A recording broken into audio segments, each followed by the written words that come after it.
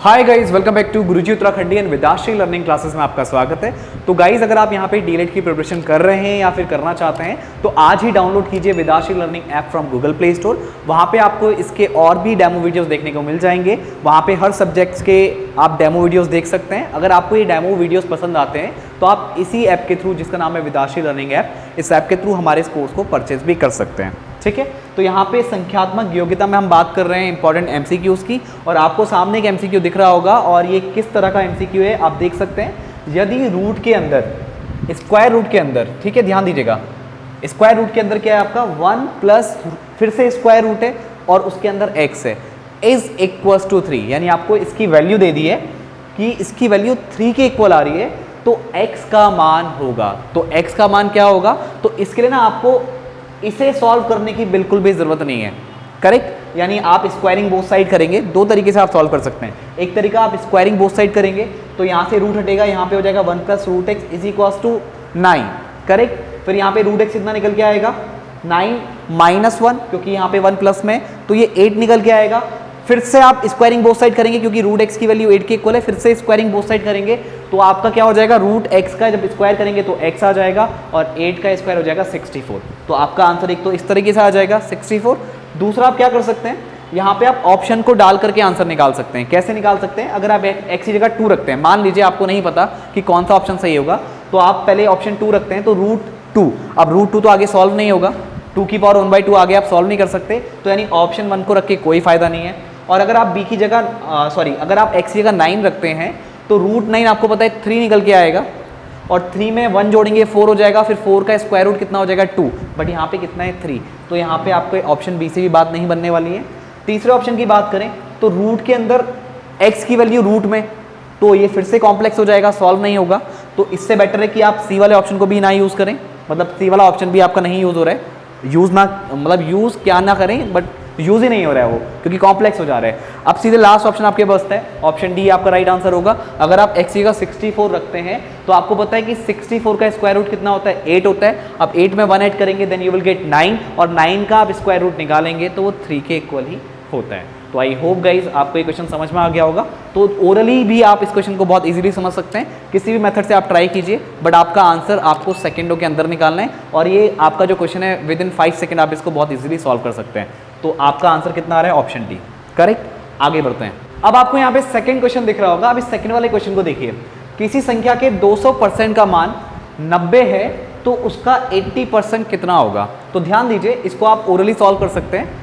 200% का मान 90 रुपये, अगर आप 100% की बात करेंगे तो इसका आधा हो जाएगा यानी कि 45, और आपको 80% की वैल्यू बता रही है। तो आपको जब 100% की वैल्यू पता है कितनी है 45 है, तो आप यहाँ से 10% की वैल्यू निकाल सकते हैं। तो 10% की वैल्यू कितनी निकल के आएगी 4.5, क्योंकि सीधे जो 45 आपका आया वो आपका 100% है, तो उसका भी 10th वाला हिस्सा आप निकाल रहे हैं, 10% निकाल रहे हैं। तो 45 का 1/10 कितना हो जाएगा 4.5, और जब आपको 10% की वैल्यू पता है और आपको 80% बताना है तो 10% को जब आप 8 से मल्टीप्लाई करेंगे तो आपका 80% में कन्वर्ट हो जाएगा। तो आपका 10% कितना है 4.5, और 4.5 को आप 8 से मल्टीप्लाई कर देंगे तो आपका 80% निकल के आ जाएगा। तो 4.5 को जब आप 8 से मल्टीप्लाई करेंगे तो 8 5 जा 40, कैरी 4।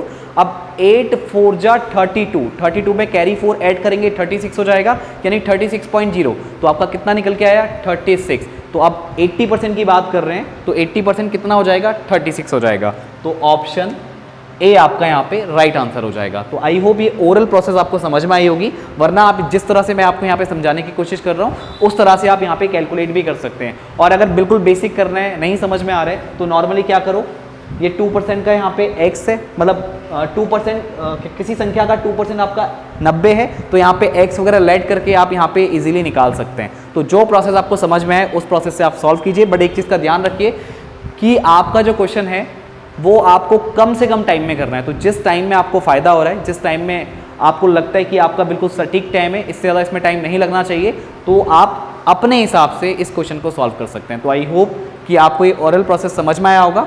आगे बढ़ते हैं और अगले क्वेश्चन की बात करते हैं। इस वाले क्वेश्चन की यहाँ पे बात कर लेते हैं। एक त्रिभुज की भुजाओं में 13, 14, 15 का अनुपात है। इसका परिमाप 84 सेंटीमीटर है। त्रिभुज का क्षेत्रफल ज्ञात कीजिए। तो देखिए, इस टाइप के क्वेश्चन को आप क्या करते हैं, किस तरह से सॉल्व करते हैं कि जो आपको यहाँ पे अनुपात दिया हुआ है ना, और साथ ही में आपको इसका पैरीमीटर दिया हुआ है, परिमाप दिया हुआ है। परिमाप क्या होता है, 3 भुजाएं होती है त्रिभुज में, तो तीनों भुजाओं का योग। तो यहाँ पे जब भी आपको रेशियो गिवन हो तो हम एक चीज़ मान के चलते हैं कि रेशियो क्या होता है, सिंप्लीफाइड फॉर्म होता है। सिंप्लीफाइड फॉर्म का मतलब क्या है, जैसे मान लो आपका 5/25 है, कोई एक नंबर 5 है और एक नंबर 25 है, तो उनका जब आप रेशियो निकालते हो तो 5 एकम 5, 5 पंजे 25, अभी 1/5 आ गया, मतलब ये इससे ज़्यादा सॉल्व नहीं हो सकता। तो रेशियो क्या होता है, एक सिंप्लीफाइड फॉर्म होता है। तो यानी ऊपर और नीचे आपने सेम नंबर से कट किया है, तो यहाँ पे ऊपर और नीचे सेम नंबर जिससे आपने कट किया वो 5 है, करेक्ट। बट इस केस में हमको पता नहीं कि किस नंबर से हमने सिंप्लीफाई किया होगा, तो मान लेते हैं वो नंबर x है, तो आपका जो पहली साइड होगी वो 13x हो गई, दूसरी साइड 14x और तीसरी साइड हो गई 15x। तीनों को ऐड कर दीजिए तो कितना हो जाएगा, 5 4 9 9 3 12, 12 का 2 हासिल लगो 1, 1 2 3 और 1 4, तो 42x। तो 42x क्या निकल के आ जाएगा, परिमाप, त्रिभुज का परिमाप निकल के आ जाएगा। और ये आपको दिया है कितना, 84, यानी 84 के इक्वल रख दो, तो 42 दूना 84 होता है, तो x की वैल्यू 2 आ गई। तो आपकी साइड्स आपकी कितनी कितनी मिल चुकी हैं, 13 दूनी 26, साइड्स आपकी क्या क्या हो गई थी, 13x 14x और 15x। तो x की वैल्यू 2 है, तो ये हो गया 26, 14 दूनी 28, 15 दूनी 30, तो ये आपकी साइड यहाँ पे निकल के आ गई। तो यहाँ पे अब जो आप देखेंगे जो त्रिभुज है, अब ये शायद राइट एंगल ट्राइंगल तो है नहीं कि आपका समकोण त्रिभुज हो। समकोण त्रिभुज होता तो आप फॉर्मूला लगाते half into base into height, यानी 1/2 गुणा आधार गुणा ऊंचाई। बट अभी शायद ये आपका राइट एंगल ट्राइंगल नहीं है। राइट एंगल ट्राइंगल है या नहीं है, उसके लिए आपको क्या करना पड़ेगा, आपका जो कर्ण का स्क्वायर है वो बराबर होना चाहिए लंब के स्क्वायर के प्लस आधार के स्क्वायर के सम के, यानी h का square is equal to h का square is equal to l का स्क्वायर प्लस b का स्क्वायर, जहाँ पे h है आपका हाइपोटेनियस, l है आपका लंब और b के आपका बेस है, यानी आप l को भी यहाँ पे बोल सकते हैं p, यानी परपेंडिकुलर, करेक्ट। तो आप क्या करिए, यहाँ पे हीरोन्स फॉर्मूला यूज कर दीजिए। तो हीरोन्स फॉर्मूले में क्या चीज़ें होती हैं, एरिया का जो फॉर्मूला होता है वो होता है स्क्वायर रूट के अंदर s इंटू एस माइनस ए, फिर इंटू में s माइनस बी, फिर इंटू में s माइनस सी। तो ये फॉर्मूला आप यहाँ पे यूज करेंगे। और ये s है क्या, s है आपका सेमी पेरीमीटर। सेमी पेरीमीटर का मतलब है यहाँ पे अर्ध परिमाप। अर्ध परिमाप कैसे निकलेगा, तीनों साइड को जोड़ो और उसे 2 से भाग दे दो। तो यहाँ पे तीनों साइड को आप जोड़ोगे तो s कितना आ जाएगा, यहाँ पे 26 प्लस 28 प्लस 30 बट्टे 2, तो 8 6 14 का 4 हासिल लगो 1, 3 2 5, 5 2 7, 7 और 1 8 बाय 2 बट्टे ये कितना आ गया, 2 4 8, 2 2 जा 4, और ये आपका आ गया 42। और हम भी खाली क्यों पागलों की तरह इसको सॉल्व कर रहे हैं, क्योंकि पेरीमीटर तो ऑलरेडी आपको गिवन है कितना है, 84 है, उसका आधा कर दो 42 आएगा। तो ये करने की भी आपको जरूरत नहीं है, यहाँ पे आपके कुछ सेकंड बच जाएंगे। तो यहाँ पे आपका s जो आ गया 42 आ गया, तो a आपका कितना हो जाएगा, a आपका क्या है, पहली वाली साइड 13x यानी कि कितनी 26, b आपका यहाँ पे 28 और c आपका यहाँ पे 30। और अगर a b c को चेंज भी कर दोगे ना, a यहाँ पे रख दो, b यहाँ पे रख दो, c यहाँ पे रख दो, तो रखनी आपको तीनों साइड है, तो आगे पीछे वैल्यूज अगर रख दोगे तो कोई फर्क नहीं पड़ने वाला। तो s तो कितना आ गया 42, और 42 माइनस 26 कितना हो जाएगा आपका, 12 में 6 गया 6 और 3 में से आपका 2 गया 1, तो s माइनस बी कितना हो जाएगा, 42 में से 28 माइनस करो तो 12 में से 8 गया 4 और 3 में से 2 गया 1, और 42 में 30 माइनस करो तो आपका कितना बचेगा, 12 बचेगा। अब इसे सॉल्व करना है तो सीधे सीधे आपको दिख रहा होगा 16 का तो 4 बाहर आ गया, 14 तियां 42, 42 है ना, 14 तियां 42 और यहाँ पे 14, तो एक 14 यहाँ मिलेगा, एक 14 यहाँ मिलेगा, तो यानी एक 14 बाहर आ गया। रूट के अंदर 2 सेम नंबर चाहिए तभी आप एक नंबर बाहर निकालोगे। यहाँ पे 3 बचा, यहाँ पे 12 बचा, ठीक है। तो 12 को लिख सकते हो 4 इंटू 3, एक 3 यहाँ पे, एक 3 यहाँ पे, तो एक 3 बाहर, और यहाँ पे 4 बचा, तो 4 का स्क्वायर रूट, 4 का वर्गमूल कितना होता है, 2 होता है। बस इसको सॉल्व कर दो, आपका आंसर आ चुका है। तो किस तरह से सॉल्व किया जाए, 14 चौको 56 ये है और 3 दूना 6, तो इनको आपस में गुणा कर दो, आंसर आ जाएगा 6 6 का 36, हाथ से लगो 3, पूरा करने की जरूरत है, सिर्फ लास्ट में 6 यहाँ पे मिल रहा है, तो ऑप्शन डी आपका आंसर हो जाएगा। क्योंकि आपको पता है पूरा प्रोसेस आपका सही है, कहीं और यूनिट प्लेस पे आपको 6 दिख नहीं रहा है, बट फॉर्मेलिटी के लिए पूरा कर लेते हैं। 6 6 का 36, हाथ से लगो 3, 6 पंजे 30 और 3 33, तो 336 सेंटीमीटर स्क्वायर आपका आंसर आ जाएगा। तो आई होप आपको ये क्वेश्चन समझ में आ गया होगा। आगे बढ़ते हैं, अब इस वाले क्वेश्चन की यहाँ पे बात कर लेते हैं। 70 लीटर मिश्रण में दूध और पानी का जो अनुपात है वो 4:1 है। यदि इस मिश्रण में 7 लीटर, नॉट 4 लीटर, 7 लीटर पानी और मिला दिया जाए तो दूध और पानी में क्या अनुपात होगा। तो देखिए ये 4:1 है, यानी कि अगर इसके सॉल्यूशन की बात की जाए तो 4x और x, तो 4x आपका क्या हो जाएगा, यहाँ पे दूध हो जाएगा, और एक x क्या हो जाएगा, पानी हो जाएगा। हमने x में क्यों लिया, क्योंकि आप सभी को पता है जो रेशियो होता है वो सिंप्लीफाइड फॉर्म होता है, तो हम 4x और x के टर्म में यहाँ पे इसको ले सकते हैं, करेक्ट। तो दोनों को जोड़ देंगे तो ये मिलकर के कितना होना चाहिए, 70 लीटर होना चाहिए, 70 लीटर मिश्रण, करेक्ट। अब यहाँ से x की वैल्यू कितनी आ जाएगी, 5x बराबर 70 आ जाएगा, तो x की वैल्यू आ जाएगी 5 एकम 5, 2 बचा, 5 चौको 20, तो x आपका 14 आ गया। तो यानी आपका दूध कितना हो जाएगा, 14 चौको 56 लीटर, और पानी कितना हो जाएगा, 14 लीटर, करेक्ट।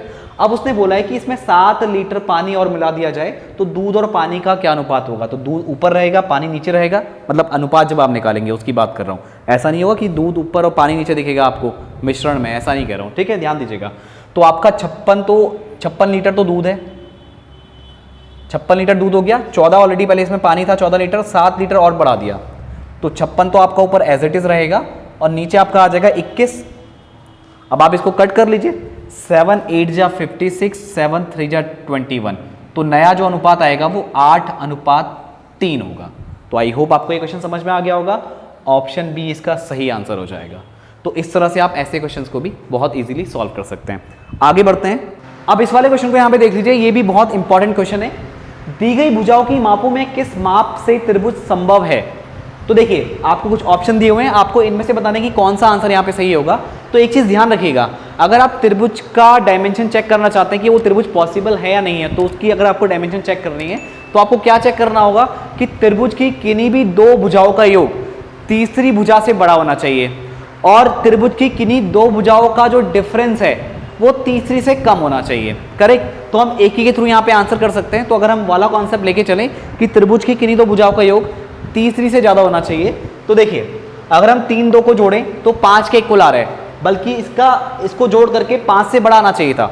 आप किसी भी मतलब 3 साइड को कहीं से भी ले लीजिए, आप 5 और 3 को लेंगे 2 से बड़ा आ रहा है, वैलिड है। आप यहाँ पे देखिए 5 और 2 को लेंगे 3 से बड़ा आ रहा है, चलो वैलिड है। बट यहाँ पे गड़बड़ हो जा रहा है, 3 और 2 को जोड़ेंगे तो वो 5 के बराबर आ रहा है, 5 से बड़ा आना चाहिए, तो पहले वाले केस में पॉसिबल नहीं है। दूसरा देखिए, अगर आप 6 3 को जोड़ोगे 2 से बड़ा है, चलो ये अच्छी बात है। 3 2 को जोड़ेंगे वो क्या आ रहा है, 5 आ रहा है, जो कि 6 से छोटा है, जबकि 6 से बड़ा आना चाहिए, तो ये भी पॉसिबल नहीं है। तीसरा देखिए, आप 6 3 को जोड़ेंगे 7 से बड़ा आ रहा है, दैट इज गुड। आप 6 3 को जोड़ेंगे तो क्या आ रहा है आपका, 7 से बड़ा आ रहा है, 9 आ रहा है, चलेगा। अगर आप 7 6 को जोड़ेंगे तो ये भी 3 से बड़ा आ रहा है, 13 आ रहा है। और अगर आप यहाँ पे 7 और 3 को जोड़ते हैं तो 10 आ रहा है, वो 10 भी क्या है, 6 से बड़ा है, तो ये हर कंडीशन में क्या है, वैलिड है। तो ये आपका आंसर होना चाहिए। और नास वाले को भी चेक कर लेते हैं, अगर आप 4 और 5 को जोड़ेंगे तो 9 के इक्वल आ रहा है, जबकि 9 से बड़ा आना चाहिए, तो पहली गलत प्रूफ हो गया, तो आगे चेक करने की जरूरत ही नहीं है। बट इसमें आपका हर केस में क्या हो रहा है, ये वैलिड हो रहा है। क्यों, 6 3 को जोड़ेंगे 7 से बड़ा है, 7 6 को जोड़ेंगे 13 आ रहा है, 3 से बड़ा है। अगर आप 7 और 3 को जोड़ेंगे 10 आ रहा है, वो भी 6 से बड़ा है, तो यानी आपका जो ट्राइंगल पॉसिबल है वो तीसरे वाले का ही एग्जाम्पल होगा। तो तीसरे वाले केस में आपका ट्राइंगल पॉसिबल है, बाकी 3 केस में आपका ट्राइंगल पॉसिबल नहीं है। तो आई होप गाइज आपको ये सारे क्वेश्चन यहाँ पे ढंग से समझ में आए होंगे। तो अगर आपको और भी क्वेश्चंस यहाँ पे जिनमें आपको डाउट लगता है तो कमेंट सेक्शन में उनको जरूर बताएं, तो उस टॉपिक में मैं आपके लिए यहाँ पे वीडियो लेके आऊँगा। जो भी टॉपिक आपको मैथ्स में यहाँ पे टफ लगता है तो आप कमेंट के थ्रू मुझे जरूर बताएं। तो गाइज मैं मिलता हूँ आपसे नेक्स्ट वीडियो में। आज की इस वीडियो में इतना ही, थैंक यू।